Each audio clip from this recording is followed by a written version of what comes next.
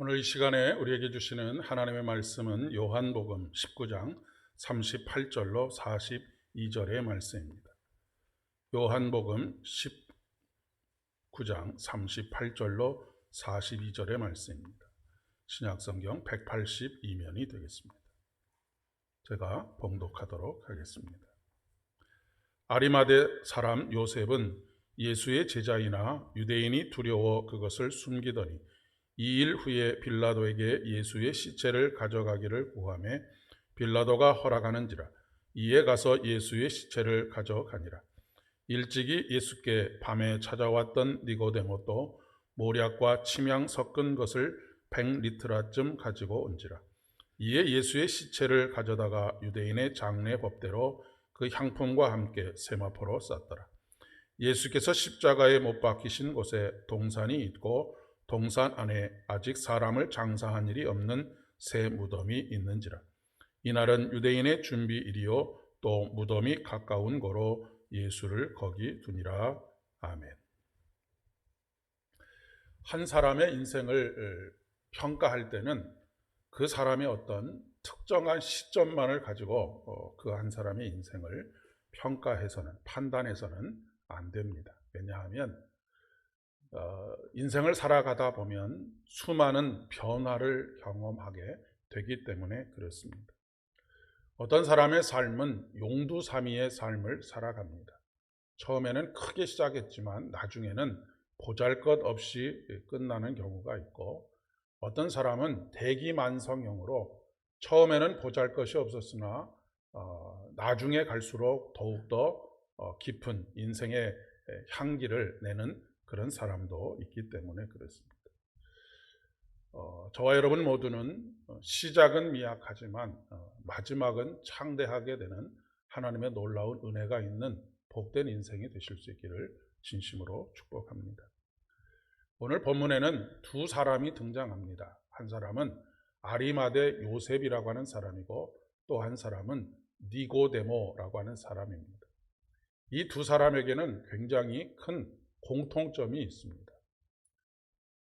첫 번째 공통점은 이 두 사람은 예수를 마음속에 흠모하고 예수를 따르는 사람들이었지만 여러 가지 이유들로 인해서 자신이 예수를 따르는 사람, 제자라고 하는 것을 숨겼던 사람들입니다.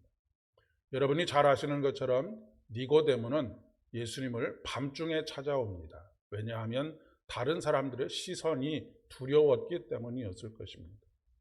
오늘 아리마대 요셉도 오늘 말씀에 기록되어 있는 그대로 유대인이 두려워서 자신의 예수의 제자됨을 감추었던 사람입니다. 그렇게 감출 수밖에 없었던 이유 중에 한 가지가 그가 누리고 있었던 지위와 명성, 이런 것들이 그로 하여금 더욱 위축되게 만들지 않았을까라고 그렇게 예상을 해보게 됩니다. 이 아리마대 요셉도 그렇고 니고데모도 그렇고 산헤드린 공회의 그 공의회의 회원입니다. 산헤드린 공의회는 오늘날 우리나라로 이야기하면 국회를 의미합니다. 그러니까 이스라엘 유대인 공동체 안에 국회의원과 같은 지위와 명성과 가문, 그리고 또 그렇기 때문에 수많은 사회의 지도층들과 연결이 되어져 있었던 것이죠. 그런데 만약에 이들이 스스로 예수님을 따르는 제자인 것을 평소에 밝히면서 살았다고 한다면 온갖 비난을 면할 수가 없었을 것입니다. 그리고 유대 사회 속에서 축출당할 수도 있는 그런 위험이 있었기 때문이 아닐까 싶습니다. 오늘날에도 철저하게 직장 생활을 하면서 예수를 믿는 것을 숨기면서 그렇게 신앙생활을 하는 분들이 적지 않다라고 하는 이야기를 듣습니다. 그 이유는 여러 가지를 생각해 볼 수가 있겠지요. 우선은 개독교라고 하는 표현을 들을 만큼 우리 사회에서 신뢰가 떨어지고 사람들의 비난 속에 있기 때문에 그것을 두려워해서 숨기는 것일 수도 있겠습니다. 물론 굳이 숨기려고 하지 않는다. 다만 이야기하지 않을 뿐이다 라고 그렇게 변명할 수도 있겠습니다. 뿐만 아니라 내가 그리스도인입니다 라고 그렇게 밝히게 되면 말과 행동에 있어서 여러 가지 조심스럽게 해야 하는 부분들이 생기기 때문에 굳이 말하지 않는 경우들도 있지 않을까 싶습니다. 하지만 그럴수록 자신의 삶을 통해 예수 믿는 사람의 삶은 너희들이 생각하는 것과는 다른 이런 삶을 살아가고 있다라고 하는 것을 보여줄 수 있다라고 한다면 얼마나 더 좋을까라고 하는 생각을 해보게 됩니다. 유별나게 행동하라라고 하는 것이 아니고 섬김과 솔선수범의 삶을 살아가면 어떨까 싶은 것이죠. 그런데 참 안타깝게도 자신이 예수를 믿는 사람이다라고 하는 것을 밝히는 사람일수록 유별나게 행동을 해서 오히려 사람들의 시선이 곱지 않은 그런 경우들을 종종 보게 됩니다. 제 친구 중에 오랜 친구인데 지금은 제 모교회의 장로가 되어 있는 한 친구의 이야기입니다. 이 친구가 대기업에 처음에 입사해서 늘 제 친구들, 저희 8명이 함께 모이는 친구들 중에 3명이 목사인데 함께 모이면 그런 고민들을 나누었습니다.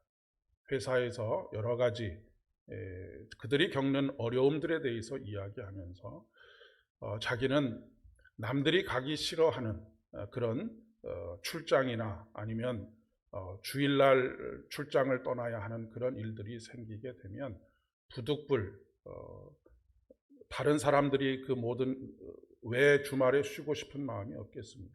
그렇게 됐을 때 자신은 솔선수범해서 그 일을 맡아서 하려고 애를 쓴다라고 하는 그런 이야기를 하는 그런 친구가 있었습니다. 그 친구의 그런 고민들을 함께 나누면서 많은 날들을 보냈는데 하나님께서 그렇게 솔선수범하고 때로는 하늘에 썩어지는 미랄과 같은 그런 역할들을 감당하는 그 친구를 더욱더 신앙적으로 깊은 그런 신앙을 가지게 했을 뿐만 아니라 회사에서도 승승장구해서 아주 높은 자리에까지 올라가서 현재도 열심히 일을 하고 있는 모습을 보게 됩니다. 매일 새벽마다 그 바쁜 와중에도 매일 새벽마다 새벽 제단을 지키고 그것으로 하루를 시작하면서 하나님께 생명의 복음의 말씀으로 하루를 시작하는 그런 친구입니다. 우리가 우리 사회 속에서 어떻게 살아갈 것인가 라고 하는 것에 대한 고민들, 이런 고민들을 그저 스쳐 지나가는 고민이 아니고 진지하게 하는 고민들이 되어서 하나님께서 그 마음속에 묵직한 흔들리지 않는 그런 믿음들을 주시기를 간절히 소망합니다. 반면에 3년 동안 따라다니던 제자들은 그 외에 수많은 제자들과 그 위에 수많은 제자들은 자신이 예수 그리스도를 따르는 사람들이다라고 하는 것을 드러내고 다녔던 사람들입니다. 특별히 12제자들은 그리고 70명의 제자들은 성령의 임재하심 속에서 수많은 능력들을 행했던 그런 경험들을 가지고 있는, 그래서 예수를 따르는 것을 아주 자랑스럽게 생각하는 그런 사람들도 있었습니다. 그러나 여러분이 잘 아시는 것처럼 수제자인 베드로는 닭이 3번 울기 전에 예수님을 부인하는 그런 일이 벌어지고 말았죠. 따르던 제자들도 어디론가 숨어들었습니다. 그 마음 또한 이해할 수 없는 것은 결코 아닙니다. 우리가 살아가면서 갑자기 어떤 두려움과 공포가 찾아오게 되면 순간적으로 판단력을 잃게 됩니다. 그러니 평소에 가지고 있었던 생각대로 행동하지 못하는 그런 일들이 벌어질 수도 있기 때문에 그렇습니다. 그런데 중요한 것은 바로 십자가의 사건을 어떻게 받아들이느냐라고 하는 것에 있습니다. 그 이유가 중요한 것이죠. 렘브란트라고 하는 아주 유명한 성화를 그리는 화가가 있는데, 이 렘브란트라고 하는 화가의 유명한 성화 중에 십자가에서 내려지는 예수라고 하는 그림이 있습니다. 그 그림 속 한 남자의 팔 안에는 이미 운명하신 예수님의 시신이 안겨져 있습니다. 행여라도 그 시신을 놓쳐서 시신이 훼손을 당할까 봐 아주 조심스럽게 십자가에서 예수님의 시신을 안아 내리는 그런 그림입니다. 그리고 예수님의 시신을 내려서 미리 펼쳐놓은 세마포에 조심스럽게 감싸고 있는 그런 그림이 있습니다. 모두가 도망가거나 숨어버린 상황에서 그동안 자신을 드러내지 못했던 아리마대 요셉이 자신을 드러내고 두려움을 넘어서서 지금 빛을 경험하게 되는, 소망의 빛을 경험하게 되는 그런 순간이라고 이야기할 수가 있겠습니다.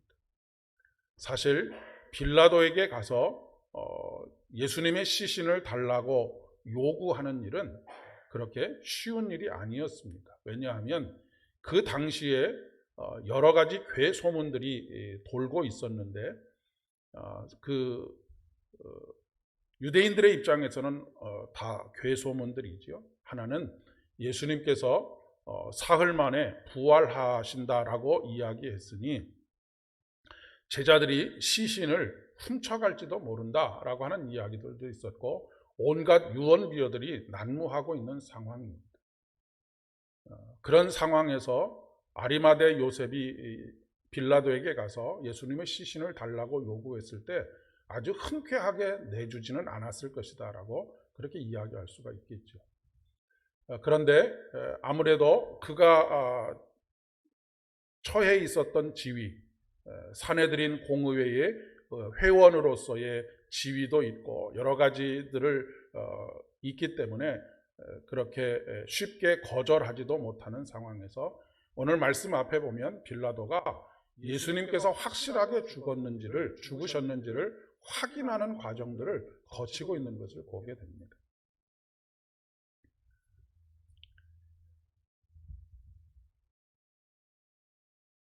그런 가운데 이제 예수님의 시신을 수습할 수 있는 그런 권한을 가지고 예수님을 십자가에서 내리고 있는 그런 아리마대 요셉의 모습이 렘브란트의 성화에 그려지고 있죠. 그리고 아직 장사되어지지 않은 새 무덤, 자기 소유의 새 무덤에 예수님을 장사 지내게 됩니다. 새 무덤에 예수님을 장사 지내게 되었다라고 하는 것 또한 의미가 있다라고 생각합니다. 우리나라의 장례 문화와는 조금 다르게 성경은 열조에게로 돌아간다라고 그렇게 표현을 합니다. 열조에게 돌아간다라고 하는 표현은 무덤에 가족들이 차례차례 들어가게 되어져 있는 그런 구조를 가지고 있습니다. 그러니까 장례를 지나면 무덤에 들어가고 그 옆쪽에 보면 그 대대손손으로 그곳에 장사 지내졌던 조상들의 그 오래된 뼈들, 이런 것들이 모여져 있는 곳이 따로 있습니다. 그러니까 그 시신이 탈골이 되게 되고 다음 또 장례가 치러지게 되면 그 기존에 누워 있던 그 시신은 옆으로, 그러니까 조상들의 뼈에 함께 이렇게 모여지게 되는 그런 구조가 있다라고 하는 것입니다. 그래서 열조에게로 돌아간다, 그러니까 조상들에게로 돌아간다라고 하는 표현이 바로 그런 표현입니다. 그런데 지금 예수님은 새 무덤에 묻히셨다라고 기록하고 있습니다. 그러니까 새롭게 시작되는 하나님의 나라를 상징하는 것이다라고 이야기할 수가 있겠습니다. 육신으로서의 요셉의 아들이 아니라 하나님의 아들로서 이제 이 세상에 새로운 하나님의 나라를 펼쳐가시는 왕으로서의 예수님을 의미하는 것입니다. 특별히 오늘 아리마대 요셉과 더불어서 예수님을 장사 지내고 있는 니고데모가 무엇을 가지고 왔느냐면 모략과 침향 섞은 것을 100리트라쯤 가지고 와서 예수님의 죽음을 장례 지내고 있는 모습을 보게 됩니다. 여기서 그 100리트라라고 하는 이 향유는 마리아가 부었던 향유의 한 100배 정도가 되는데, 이 정도의 양의 향유는 그 당시에 통상적으로 왕의 장례에만 사용하던 그런 양입니다. 그러니까 지금 과거에 자신의 신앙을 여러 가지 이유들로 인해서 숨기고 그 예수님을 따랐던 아리마대 요셉과 니고데모가 이제는 이 십자가의 사건을 통해서 예수 그리스도가 진정한 왕이신 것을 고백하고 있는 것이라고 그렇게 이야기할 수 있겠습니다. 특별히 빌라도가 예수님을 십자가에 못 박을 때에도 그 십자가의 명패에 뭐라고 썼느냐면 유대인의 왕이라고 그렇게 쓰고 있는 것을 보게 됩니다.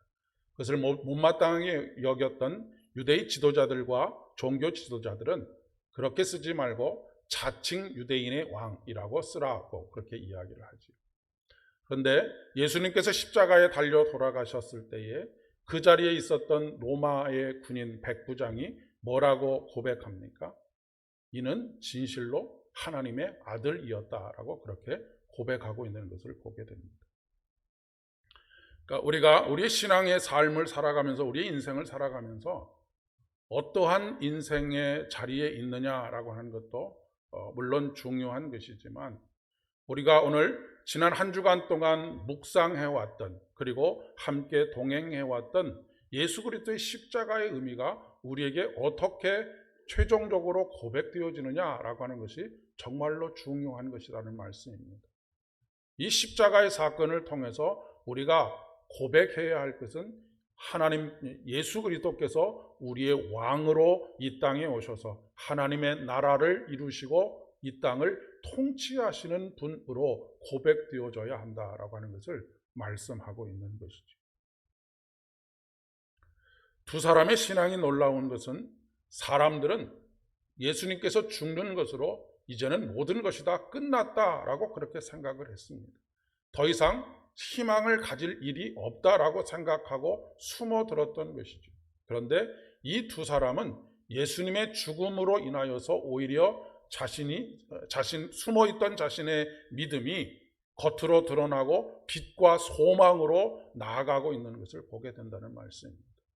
우리가 인생을 살아가다 보면 여러 가지 절망적인 상황들에 직면할 때가 있습니다.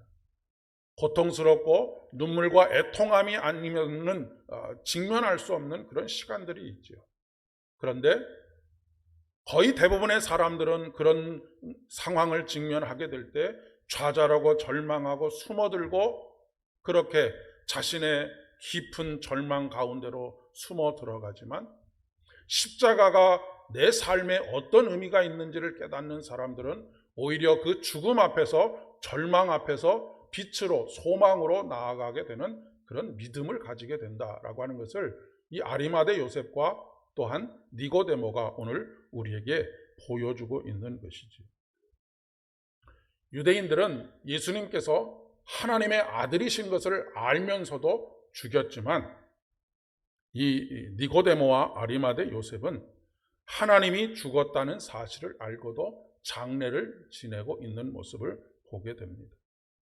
그들은 그 죽음을 통해서 하나님의 나라가 임하고 하나님께서 다스리시는 새로운 세상이 임하게 되었다라고 하는 것을 고백하고 있는 것입니다. 성경 곳곳에서 이 아리마대 요셉에 대해서 이야기할 때마다 언급되는 말이 무엇이냐면 그는 하나님의 나라를 기다리는 사람이었다라고 그렇게 기록하고 있습니다. 오늘 우리들이 기다려야 할 것도 바로 하나님의 나라를 기다리는 것입니다. 다가오는 하나님의 나라, 예수께서 통치하시는 하나님의 나라, 하나님의 뜻이 이 땅에 이루어지는 하나님의 나라, 주기도문을 통해서 우리가 항상 고백하는 것이 무엇입니까? 나라가 임하옵시며 라고 하는 기도가 바로 우리의 간절한 기도와 간구가 되어야 한다라고 하는 것을 말하고 있는 것이죠.